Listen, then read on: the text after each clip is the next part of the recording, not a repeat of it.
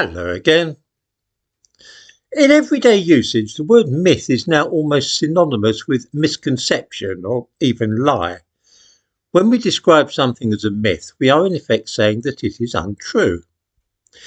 We are in this way robbed of a very useful word with a specific meaning quite unconnected with falsehood or truth, which is unfortunate. Some myths are, of course, untrue. Others are no more than straightforward and accurate historical accounts. Perhaps it would help to understand this if we first cleared the ground a little by thinking about the nature of myth. Myths are stories or narratives which help us to make sense of the world and understand our place in it. Sometimes they are tales about the creation of the world. Other myths describe the origin of a nation, religion, or ethnic group. In the book of Genesis, the Bible gives a mythical account of the creation of the world. The ancient Romans had a set of myths which told of the founding of their city. The Hindus and Jews both have collections of myths which describe where they come from and their association with a particular geographical region. A body of myths or stories which have a meaning for a particular culture in this way is sometimes called a mythos. The Jewish mythos is to be found primarily in the first part of the Bible, known in Hebrew as the Tanakh and to Christians as the Old Testament. For the Hindus, the Mahabharata is a mythos which tells of gods and men in the early history of the Indian subcontinent. The British too have their own mythos, a collection of myths which explains who they are and how they came to hold the values and beliefs which they now have. These have never been codified into one definitive book like the Bible, but they've nevertheless given us, among other things, the British values which successive British governments have in recent years been so keen to promote. The mythos of the Jews tells them that they are a special people, chosen by God to bear a message to humanity. The mythos of the British is in some ways similar to this, only without the divine commission. Britain, according to this reading of history, is where the principle of the rule of law arose, as well as being the birthplace of modern democracy. These ideals were exported to the rest of the world, giving nations such as the United States of America their core values in the process. No wonder that the Magna Carta Memorial at Runnymede was erected by the American Bar Association. The granite pillar there is inscribed with the words, "To commemorate Magna Carta, symbol of freedom under law." For America, freedom under law is something which originated in Britain. This gives the British their most popular and enduring mythic narrative, although there are others which are almost as powerful. Carl Jung popularised the idea of mythic archetypes, recurring figures which crop up in myth systems around the world, such as the hero, the trickster, and the wise old woman. He wrote also of archetypal motifs, such as the deluge. Universal floods are to be found not only in the Bible, but also in legends of the Sumerians, ancient American cultures, such as the Maya and Aztecs, also feature this motif of the worldwide deluge which destroys all humanity other than a tiny handful of survivors. There are also mythic characters and situations which are not universal, but are rather limited to one particular culture. In the Bible, Israel's apostasy is a recurring theme, as is the idea of the prophet without honour in his own land. Jesus Christ is, of course, the most commonly known example of this figure from Hebrew myth. The British have their own special set of mythic images, and we see these cropping up over and over again in the nation's history. That the rule of law, habeas corpus and so on, have something to do with the Magna Carta and are Britain's most precious gift to the world is one myth beloved by the British. Others include the myth that Britain does best when outnumbered and with its back to the wall. This David and Goliath image, with Britain battling and ultimately triumphing in the face of overwhelming odds, is tremendously popular. We see it in the Battle of Agincourt, which I mentioned this morning, and also in the defeat of the Spanish Armada. More recent examples of this particular myth come from the Second World War. The evacuation of Dunkirk, the Battle of Britain and the Blitz all show Britain standing alone against a mighty foe and, in the end, coming out on top. The image of David and Goliath shows how myths can act as a unifying force for a nation. As I explained in the first video this morning, Winston Churchill appealed to the nation's fondness for this particular myth in 1940. He was consciously summoning up the memory of Agincourt by talking of the few to whom so much was owed. The reference was, of course, to "we few, we happy few" from Henry V's speech before Agincourt in Shakespeare's play. Myth can act as a rallying cry. It's very important to remember that when we talk of these historical events as myths, we are not saying that they didn't happen. Certainly most of them have been dreadfully exaggerated and edited until we're left with a story which bears little resemblance to the original incidents, but that's not always the case.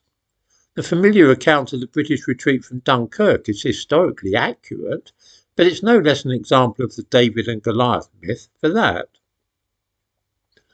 What then is the point of these myths? Why do religions, ethnic groups and secular societies create and perpetuate myths about themselves? There are two reasons. In the first place, myths give the members of a group an identity and enable them to make claims about themselves. However downtrodden they might be, at least they are chosen by God or are the heirs of some ancient tradition. Britain today might be quite insignificant upon the world stage, but the country's inhabitants can hold their heads up proudly and recall that it was their country which bequeathed to America and other nations their fundamental values. Myths are a way of allowing ordinary people to feel a bit special. Even if they haven't done very much themselves as individuals, they can take pride in the supposed past achievements of their race, culture or nation. There's another reason that myths are valuable, and that is that they enable us to make sense of history, whether our own or that of other cultures. History in the raw is chaotic and messy, consisting of a series of largely random and meaningless episodes. Myths give us a framework which helps us to interpret the past and turn it into a coherent narrative. If I were to ask readers what happened in 1066, for instance, everybody would know at once that this was the year that Saxon rule of England ended and the Normans took over. William the Conqueror landed and fought a battle at Hastings against Harold, who was the last of the Saxon kings. After Harold was defeated and killed, William went to London where he was crowned. This is a generally accepted sequence of the Norman conquest, the one we learnt at school. The Battle of Hastings fits neatly into another mythic narrative of the British Isles, which might be termed the invaders from the east. Periodically, invaders from the east threaten to overrun Britain. Sometimes they succeed. We think of the Celts who landed in southern England centuries before Julius Caesar. Then in 55 BC, Caesar brought troops across the Channel, and 100 years later, the Romans occupied a large part of Britain. 500 years after that, it was the turn of the Angles, Jutes and Saxons who took over the country in successive waves. After them came the Normans, followed in 1588 by the threat of invasion from Spain. Other manifestations of this myth are to be found in the prospect of Napoleon crossing the Channel in the early 19th century, the Battle of Britain in 1940, and then during the Cold War the fear that the Russians might sweep in from the east and take over Europe, including, of course, Britain. Current fears about a supposed flood of migrants resonate with the British precisely because this too raises the spectre of marauders crossing the Channel. Seeing 1066 in the context of an overarching myth in this way makes it easier to understand, and once we've selected a few facts and discarded others, we are left with a very neat story of the last successful invasion of Britain, the last Saxon king, and so on. The account as it is usually related bears little resemblance to the historical record, but that hardly matters. Harold was not the last Saxon king at all. He was succeeded by Edgar Atheling, of whom few people have ever heard. Nor do most people know about the later Battle of London, and other military engagements which took place after Harold's death. The important point is that we have a memorable and compact narrative which fits perfectly into the structure of a popular myth cycle about invaders from the East. There's another distinguishing feature of myths as opposed to mere legends. Myths are narratives or stories which always feature people, or sometimes gods, as the active forces in the situations of which they tell. In myths, things happen because of the intention of personalities, some human, others supernatural or divine. An ancient story about a natural disaster, such as a flood or volcanic eruption, is not a myth but a legend. It might even be plain and unadorned history. The biblical flood, which left only Noah and his family alive, though, is pure myth. This is because it was caused by the agency of Jehovah as a punishment for the human race's wickedness and depravity. It is this which gives a mythic dimension to the modern take on the flood, rising sea levels caused by anthropogenic global warming. If this were a purely natural occurrence, then it wouldn't grab the imagination as readily as the assertion that the flooding will take place as a result of humanity's profligacy and greed. It is this element, the action of humans, which gives global warming the status of a myth, regardless of whether it is true that the planet actually is heating up or not.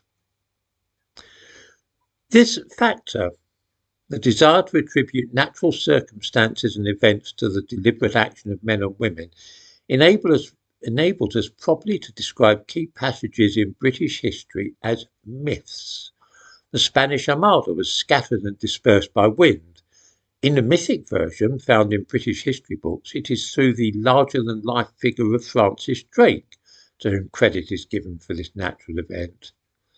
It's much the same with other incidents, ranging from the rain before Agincourt to the cystitis and piles which afflicted Napoleon at Waterloo, and so fatally weakened his judgment. In each of these cases we attribute victory to noble and determined British warriors, instead of prosaic circumstances which have arisen by the workings of blind chance.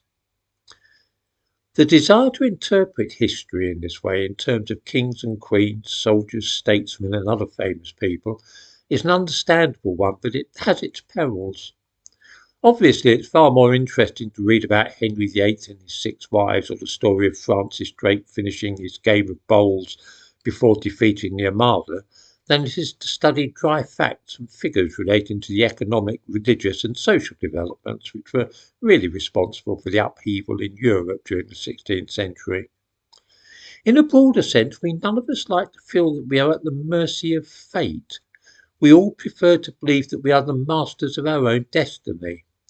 Viewing history as a product of great men and women's conscious decisions brings order to the chaos and allows us to think that life in general may be controlled, always providing, of course, that one has a strong enough spirit.